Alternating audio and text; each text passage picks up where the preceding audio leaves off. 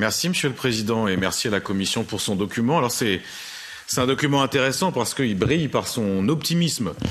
Un optimisme parfois presque candide, puisque à lire le texte, tout va bien, l'Europe est résiliente, dans 20 ans tout sera vert et décarboné.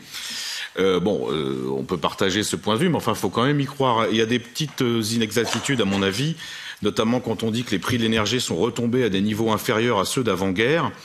Donc c'est une manière subtile de dire que le marché de l'énergie, on peut attendre de le réformer, mais enfin la vérité c'est que le baril a pris quand même 60%, que le gaz ça vaut très cher, hein. Je prends juste un exemple, le mégawatt-heure sur le marché spot ça vaut 195 € aujourd'hui, le 28 février 2009 c'était 48.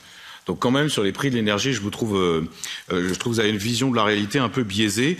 Pour le reste, sur les mesures de moyen et long terme de la Commission, batterie, infrastructure, incitation réglementaire, incitation financière aux énergies renouvelables, c'est intéressant et je pense qu'en effet, il faut aller dans cette voie-là, même s'il y a des questions spécifiques comme l'hydrogène vert ou les moteurs thermiques où il y a une controverse qui bat son plein, il faudra sûrement y revenir. Après, moi, j'ai toujours la même question, c'est qu'on parle de verdissement, de transition vert, de pacte vert, et en même temps, sans que ça vous paraisse contradictoire, on nous met les accords de libre-échange à fond la caisse, quoi. Le Chili, le Mexique, l'Inde, la Nouvelle-Zélande.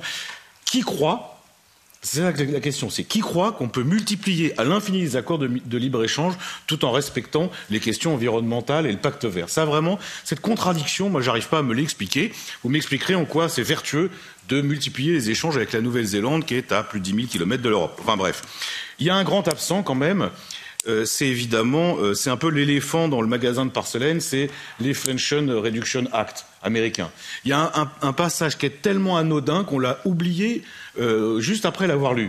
Mais n'empêche que c'est le vrai problème, ça a été soulevé par d'autres collègues, hein, c'est-à-dire qu'on a une concurrence qui est clairement déloyale et aujourd'hui, les réponses qui sont imaginées par l'Union européenne, elles sont très très loin de ce qu'il faudrait faire. Il faut plus de volontarisme, faut répliquer quand on est agressé. Or, c'est une agression. Et de ce point de vue-là, je trouve qu'on est trop silencieux. Pour le reste, réforme de l'OMC, on peut toujours y croire, mais personne ne la respecte. Autonomie stratégique ouverte. Je comprends bien l'autonomie, mais quand il y a autonomie stratégique ouverte, ces trois termes, là, j'ai du mal à me l'expliquer. Mais j'attends.